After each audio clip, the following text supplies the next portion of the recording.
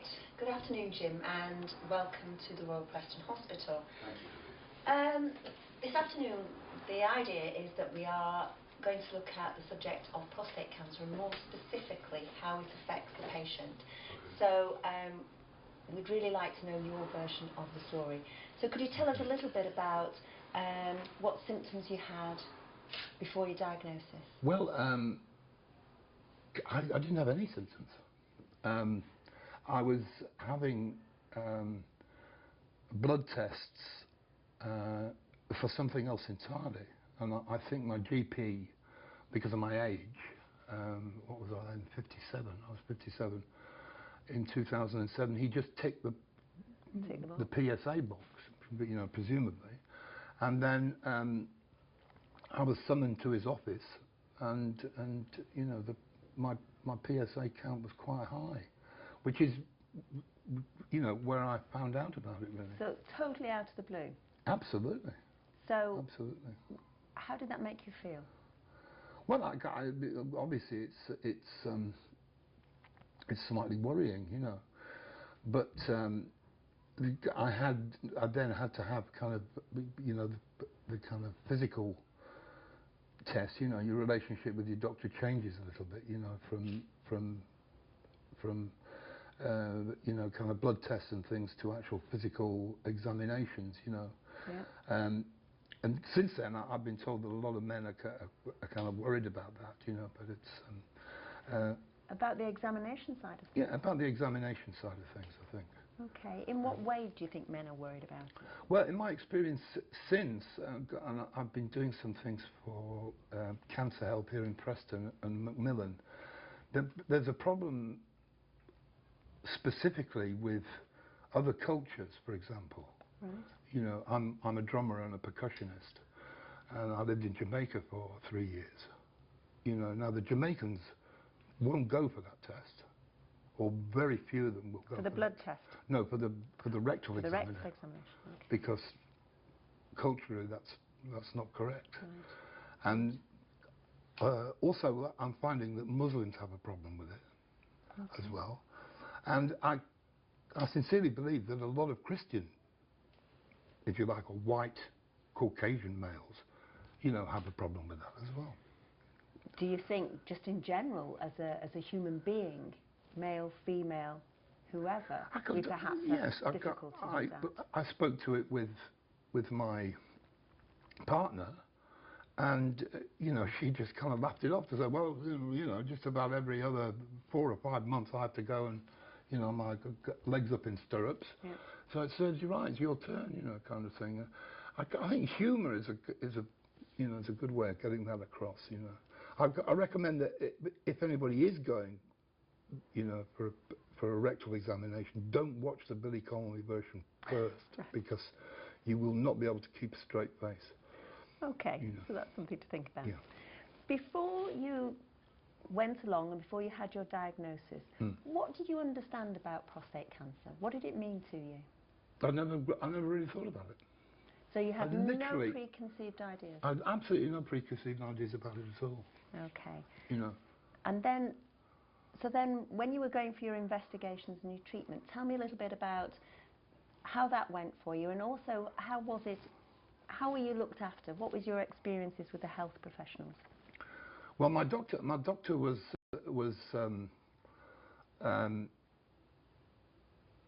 quite worried because my PSA count kept rising, but from the rectal examinations he couldn't find anything really wrong with my prostate. You know, the little you know. Yeah. I mean, it wasn't swollen. There were no. It hadn't shrunk. There was no nodules on it, anything like that. So he was quite puzzled. And I just happened to mention to him that I've had private health insurance for ages. Hardly ever used, you know. I think I used it to have all my teeth out. But, and so he said, oh, well, you know, can you arrange to go for a biopsy? You know, because it's getting to an alarming, I think it was 14 point something then. Right. You know.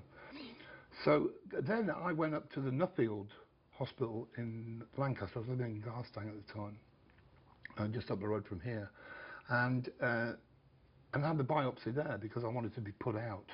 You know, I'm a coward on that kind of thing. You know, I don't want to know. You know, really. Yeah. So I had the operation, and I then got a letter actually on a Saturday morning. You know, saying, "Dear Mr. Bamber, yes, you know, you have prostate cancer, and we suggest that you know, you have surgery, you know, surgery as rapidly as possible, etc., etc., etc."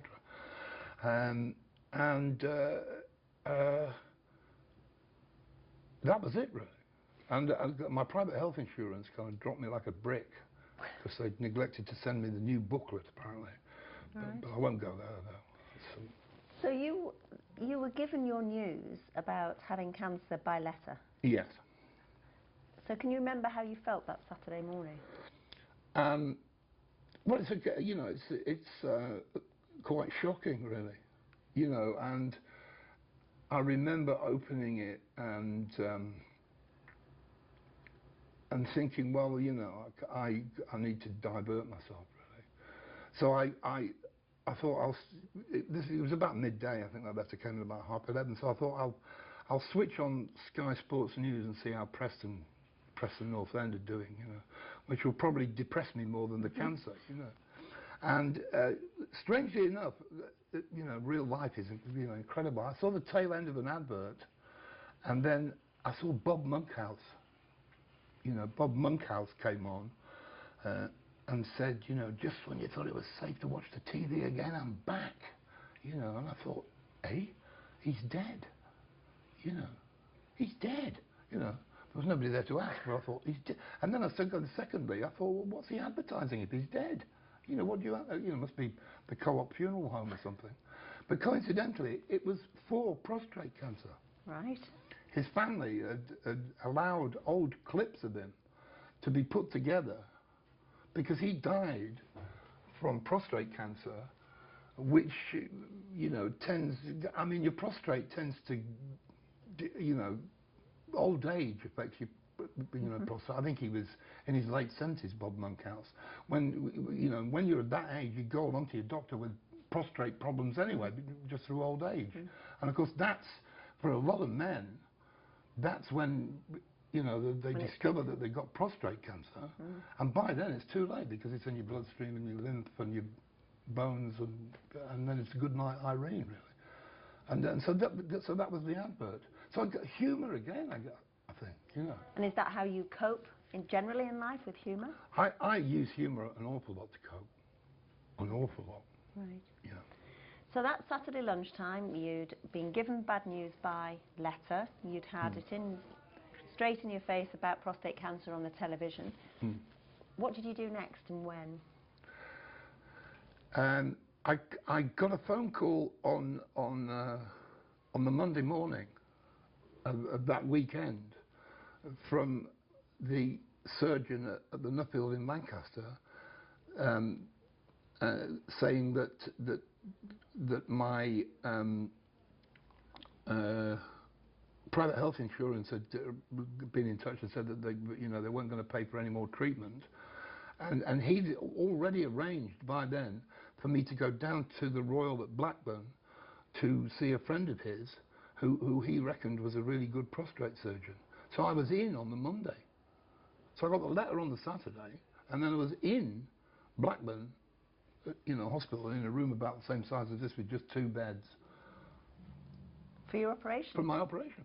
So you'd gone from being perfectly well in your eyes, on first thing on a Saturday morning, right, to going into hospital for major surgery 2-3 days later. Yeah. Where was your mind, and what were you thinking through all of this? Well, I've done a few videos, for Macmillan and Cancer Help here in Preston, and on that video is the Sunday night gig I played before I went in on the Monday morning, on the Monday evening. Right. So I played a kind of full-on rock and roll gig. I mean, I really used to hit them, believe you me. So I did that on the Sunday night, and then went into hospital the day after. Okay. Do you think it had really hit home how serious this was? I don't think so, no. I don't think so. And during those couple of days, did you discuss it with family, with friends? And my partner, really, you know, my partner. And how did it affect her? Well, obviously she was kind of worried, you know, that you know, major surgery, you know, it's and you know, by then, I tend to be a, you know, a kind of research maniac. So as soon as you know, as soon as there was a kind of definite maybe that I had prostate cancer, I'm in there, you know. On the I'm internet? printing reams and reams of stuff off, you know. You know, diagrams and, Yeah. you know, and all that. And that helps you? Yeah, information is... So information for patients is important? Absolutely. Do you Absolutely. think that we give enough information as healthcare professionals? Well, I think I was a strange case because everything happened kind of quite quickly. The surgeon up in the private hospital, the Nuffield, really did explain what was going to go on with the biopsy and all that kind of thing. And also afterwards, you know, if it looks like, you know, the prostate is absolutely chocker, which it kind of looked like it was, then you need to have surgery really quickly, and he explained it then. Right. So you'd had your explanation at the time of your biopsy? Yeah, really. If it goes well, that's fine. Yeah. If it's not good news, this is what's going to happen. But as soon as I got into Blackburn Hospital, you know, after the kind of quick nurse to screens and the enema and the you know, the urine tests and all the rest of it, I had a team there. I had a lovely little lady who was my oncologist, and Mr. Wemyss Holden, who was my surgeon, and they came in and actually explained everything that they were going to do. So you felt you had enough information? I think so, yes. Right. Yeah, the actual physical side of it, you know. So it was quite amusing because I was in a 2-bed ward, and there was a bed across the way which just had ALF exclamation mark written on it, and the first thing I saw of this gentleman was he was pushed in by a nurse, and he had one of those blue, you know, backless gowns on, you know, a flat cap like this, except kind of checkered, you know, with a nice feather thing, and a kind of pipe, and a bag of urine on his leg, and all akimbo. And the first thing he came from Haslingden near Burnley. The first thing I heard him say was, "Just shove me straight in there, darling. I could do with it." Right? So I pushed him in and came out and said, "You're going to enjoy being with him. He's one of the biggest characters we've ever had in this hospital." And the sister on the ward was called Sister Hope. She was brilliant as well, you know, and a great name too. Yeah, absolutely. And apparently the nurse told me, because he wouldn't take his hat off.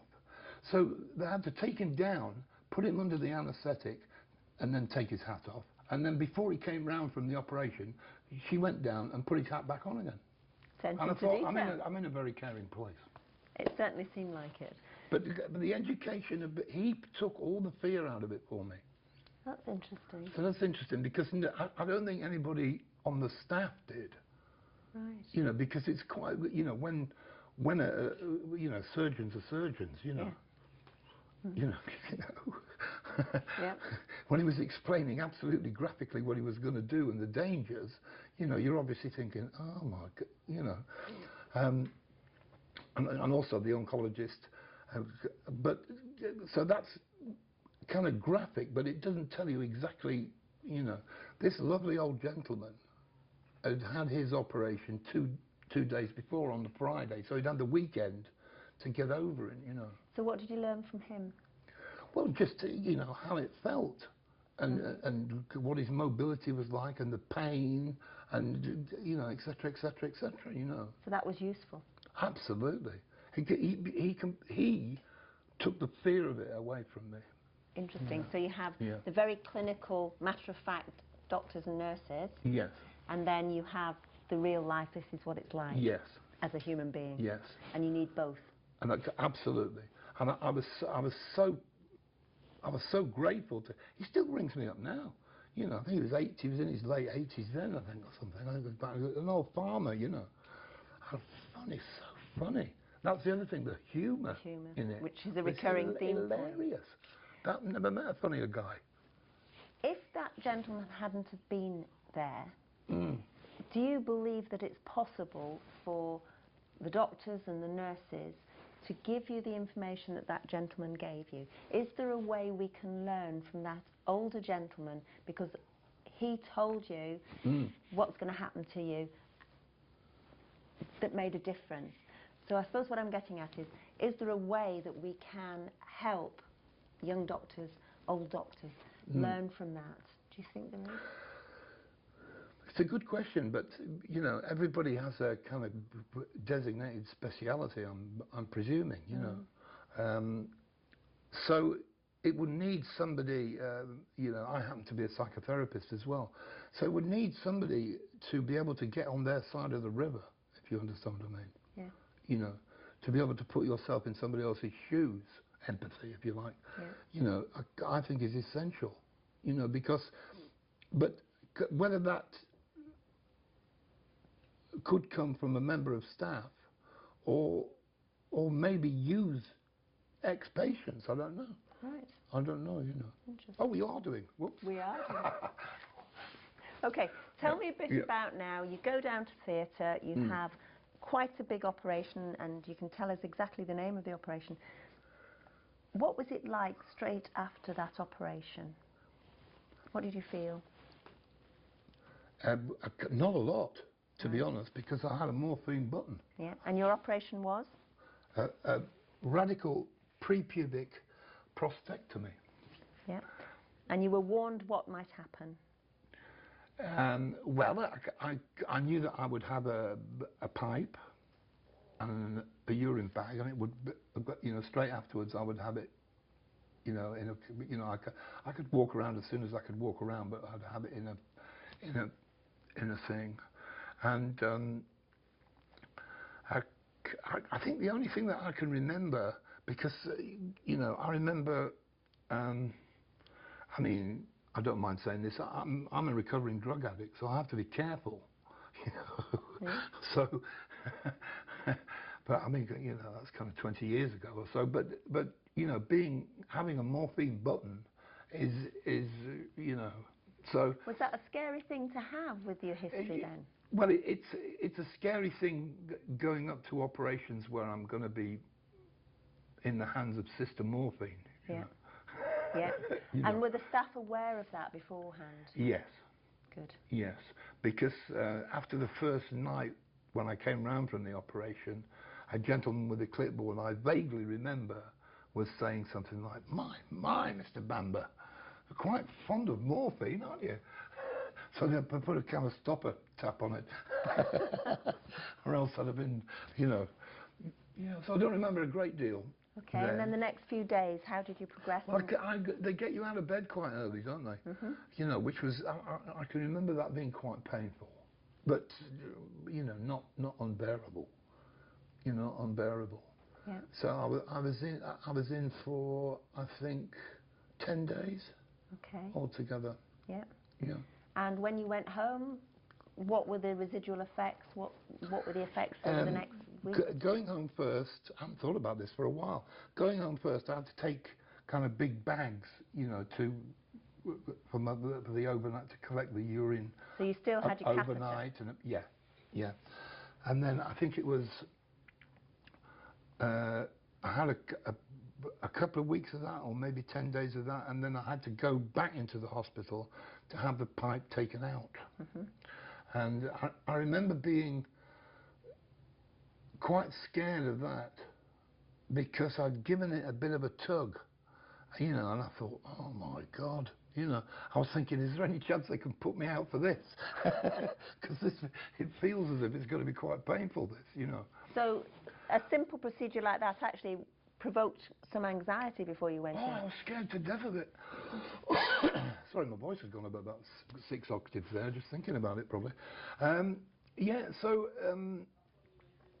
I got back on the ward, and there was somebody else there, and then you know, all that day, really, yeah, I was kind of feared up around it. I was thinking, this is going to really hurt, you know.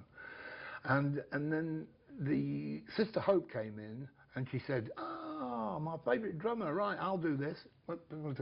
So she did it, and what I hadn't realised, this is a good education point you tell people, is that they put water into a little bubble up, which keeps it in. Obviously, you've got to be able to keep it in. So she said, I'll just you know, deflate the bubble and take the water off. And she had a syringe about this big, and I'm going, what's that for? And she went, this is just to take the water off. And then she took the water off and it just slipped out. Well. So a learning point from that is that we actually could explain to people about how we take the catheters out. I think so, looking back on it, yeah. Because maybe just a had few a moment people of have a clarity tug. there. Yeah, that's good, you know. Because, yeah, I was feared up around that, I must admit. Okay. And then I had a terrible, and then after that, you have to fill up 2 large containers. You have to drink, I don't know, pints and pints and pints, and then you have to wait for an hour, and then fill up 2 large containers before they allow you home again. Yeah. You know. So I think I got to about 55 minutes. You know, I was absolutely busted. You know. And I said, look, can I, you know, 50, yeah, go on. So I took these 2 containers in, you know, and I was quite, you know, I'm not exactly a macho man. Well, I've had the female hormone therapy now.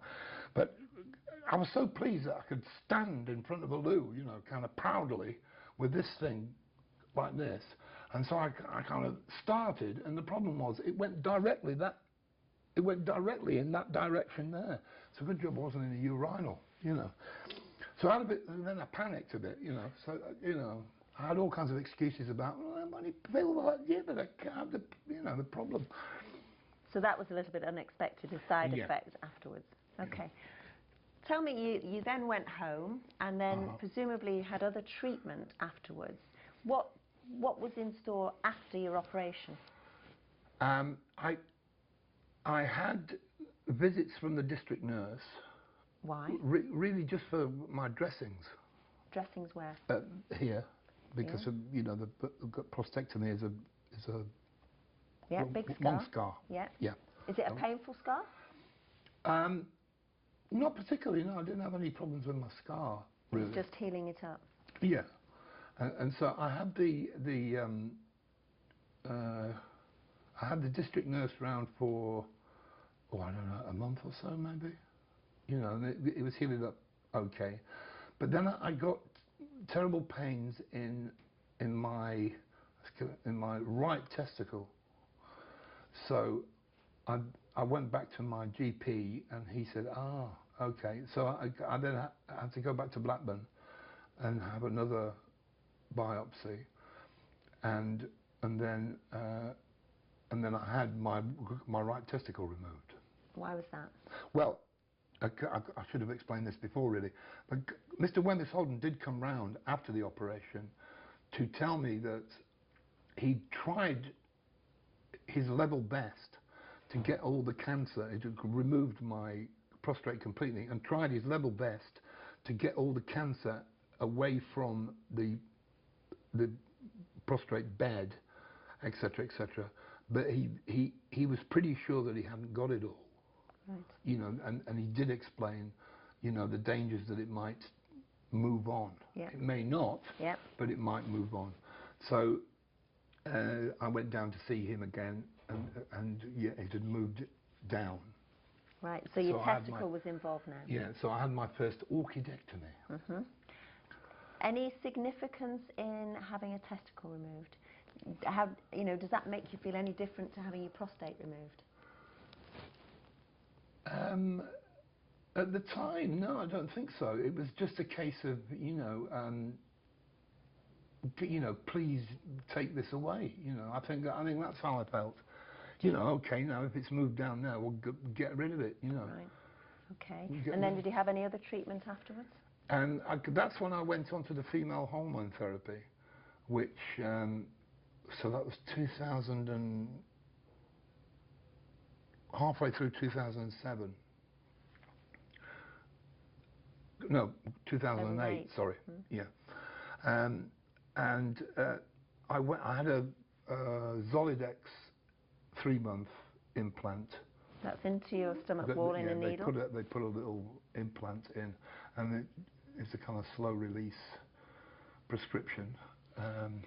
So female hormone into rock star drummer, big macho man. How did that make you feel? Well, you know, my drumming days by then were kind of over. Why? In my head, you know. Well, because it was just incredibly painful, you know. And you know, sitting down in the way that you do it. Right. You know. So it had quite a profound effect on your life. Absolutely, absolutely. And I went for the next year. So this was Christmas 2009. Right. When I was kind of reasonably recovered, although, you know, my undercarriage was still painful. Nearly 2 years on, it was still painful. Yeah, yeah. It could be if I exerted myself, if you understand what I mean. Yeah.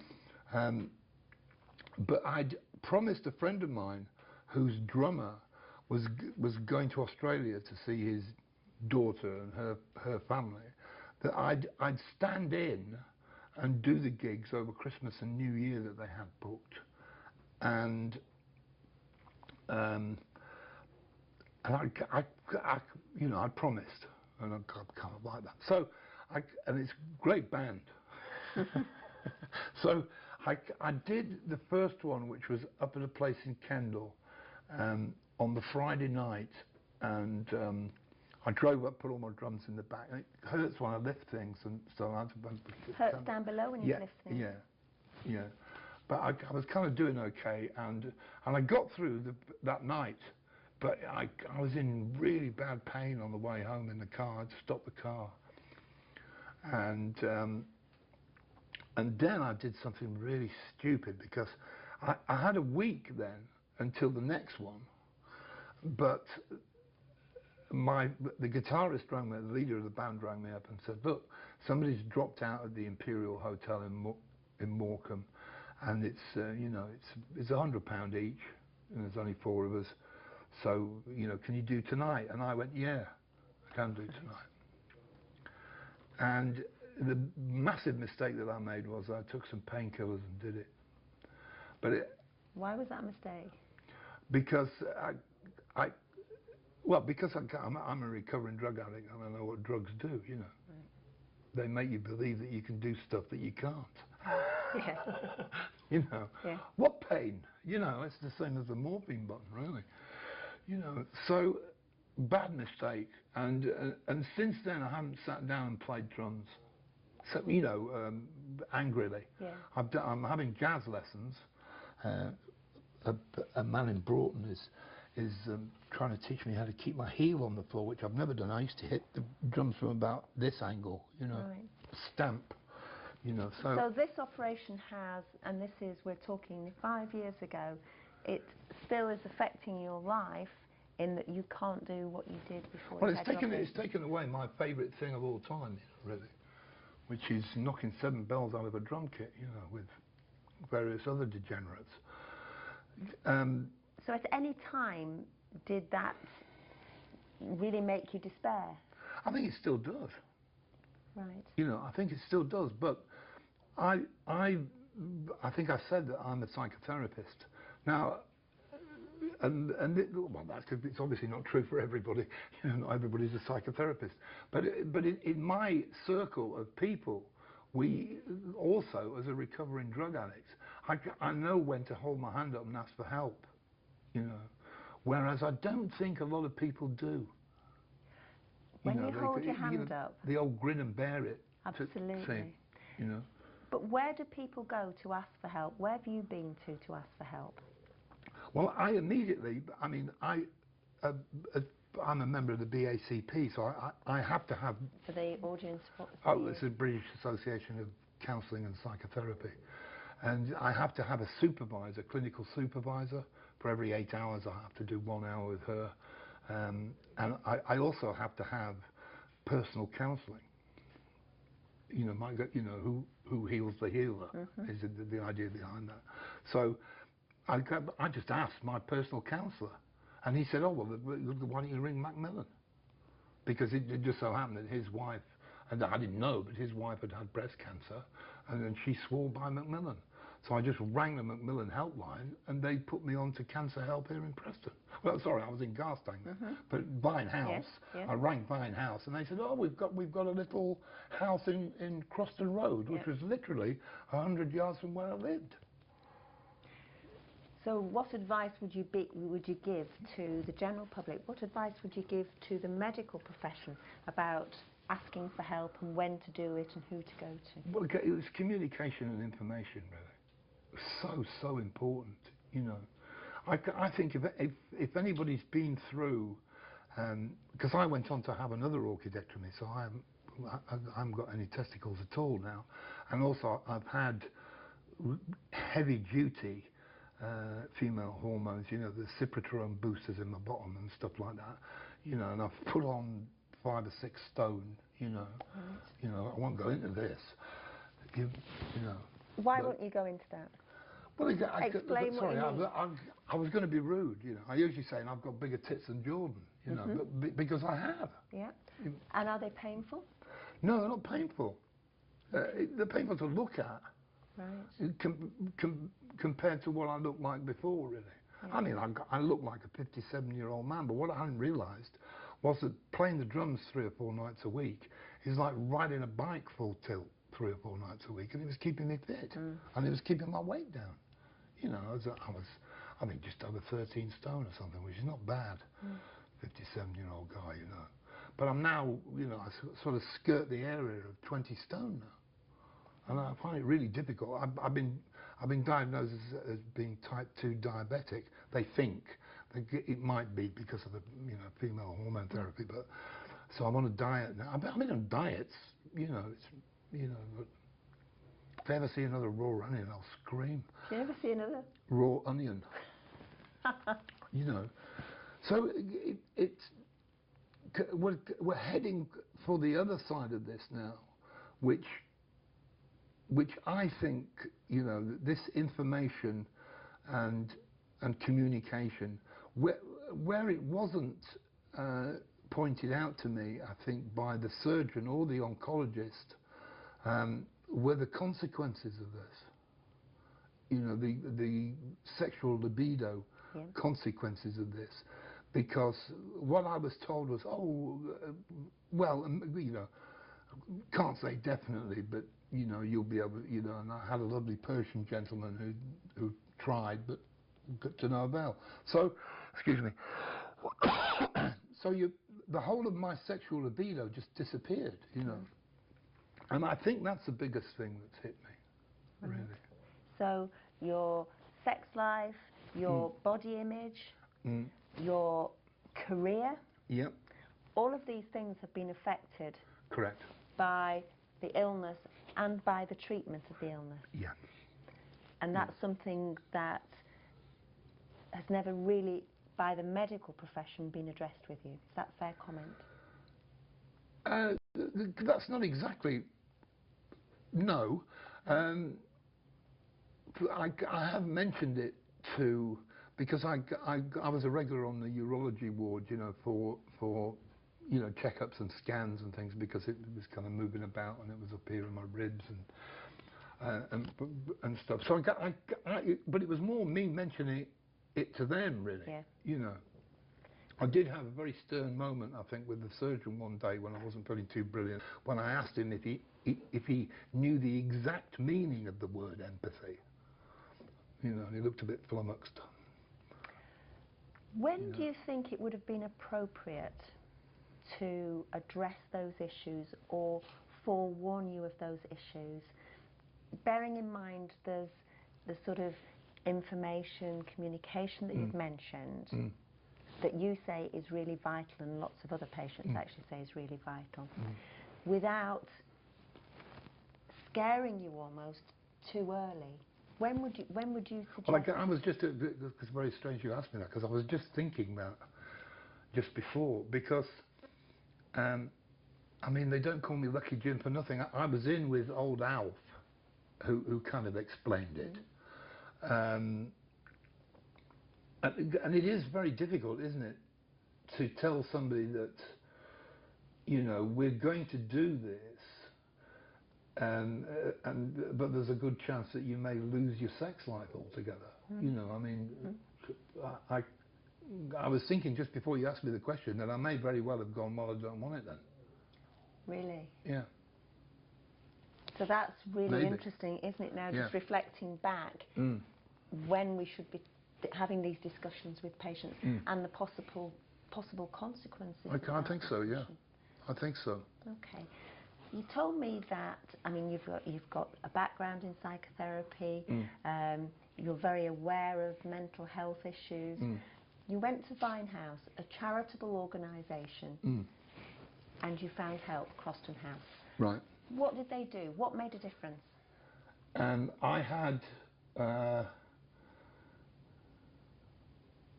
a counsellor specifically for, you know, post-prostate cancer. She had all kinds of qualifications in psychosexual problems and all that kind of stuff, you know. So I had over 12 sessions with her, you know, just down the road in the house in Garstang, which were massively helpful, absolutely massively helpful, because I could get that. You know, I could go in there and cry my eyes out and be that, you know, instead of the kind of male macho stiff upper lip, fine, hiding behind humour, you know, and you know, all that kind of stuff. I could kind of get in there and be real, and it was the first, although my supervisor's a lady, it was the first time that I'd actually been counselled by a woman. And I found that fantastic, and through that, I've now got a female GP. You know, I don't know whether it's the hormones or something. They tend to get on well with women, you know. You know, and so it was massively helpful. You know, because I think, I mean, I'm in the talking therapy business anyway, so I believe in it. You know, and to have a place where I could go on a weekly basis and just unload all that was ace, you know. I think as a learning point here, I think, am I right in saying that, you know, you had a very quick diagnosis because you weren't expecting it and somebody just ticked the box. You had a surgeon who, from letting you know to the operation was a couple of days, a surgeon and an oncologist who explained their bits of their role to you. We had a gentleman who is a psychotherapist, who is a rock player, who has humour and deep understanding of what was going on. And yet, by your own admission, you say that you needed to offload, you cried, you felt some despair then. So is that a learning exercise for the medical profession to say, you know, don't take things just at face value? I think, and I've kind of said this to people before, that the post-trauma, if you like, in other words, the help that, you know, people like me need after, you know, major operations and their consequences. I didn't find any of that in the NHS. Nobody pointed me in any direction there. And I'm saying, because I was a psychotherapist and because I'm a recovering drug addict, I'm used to holding my hand up and saying help, you know. My partner was enormously helpful, bless her, and she's still with me, you know. And so I'll probably start again now. So we need to anticipate this and look behind the face that people are giving us, perhaps. Yeah. And also, in anticipating it, signpost people to places for help. Yeah. Would that be fair? Yeah, sorry, I'm wonderful woman. She's in Canada at the moment. So it's pretty special. On a cake course. She bakes the most amazing cakes. Sorry, yeah. You don't ever have to apologise. Start again. No, I was just saying that we actually need to look and not just think of the time of the operation and the time of the treatment, but actually the legacy of your illness. It's a consequence. It goes on forever. Yeah. Because it's still affected by today. Oh, well, yes. Because it's you know, I almost, you know, it's a parallel almost to, you know, when I lost my mother and father and my brother, because it's a mourning thing, really. You know, it's been pointed out to me that this is all about mourning the loss of my musical career and my sexual, you know, libido. Two things that I was really, really fond of. You know, really, really fond of. You know, and so it is a bereavement. Yeah, and psychologically that's massive, I think. You know. Yeah, and we're now 5 years on, still feel the emotion and the feelings. So another lesson for us is that, you know, this is long term, this is forever, the consequences. Yes, it's, you know, in my experience of you know, counselling people for, I mean, what I do is addictions. You know, I counsel people for, you know, well, drug and alcohol addictions, but I counsel them for behavioural addictions like self-harm, eating disorders. You know, I believe that's all addiction. You know, it's just you know, doing the same behaviour and expecting a different outcome. You know, and I think with everybody, it goes on. You know, I go to a self-help group, and which teaches me that you know, I'm this far away. You know, I'm this far away from just deciding. You know, I have to remind myself that, I don't know what it is now, over 20 years ago, I was wandering along a seafront and my head said that a small Jack Daniels wouldn't do me any harm. And 10 days later I ended up in Paris, you know, and I haven't a clue. What, in between. You know, my problem is I turn into Keith Moon, you know, and I just go, credit cards explode and people get upset, you know. I leave a kind of wake of destruction behind me. So, you know, and you have to keep reminding yourself that you're only a chemical away from that. Okay. You know, we call it the sleeping tiger, you know. You can do anything with a sleeping tiger, but if it wakes up... That's an interesting analogy. Boys? Not heard that. Yeah. If it wakes up, it'll kill your ass. Yeah. Excuse my French. So, if in conclusion, you could give 3 hints to the medical profession, or perhaps medical students in general, about what they should have in the back of their mind when they are working alongside a patient who has cancer of the prostate, what would those 3 things be?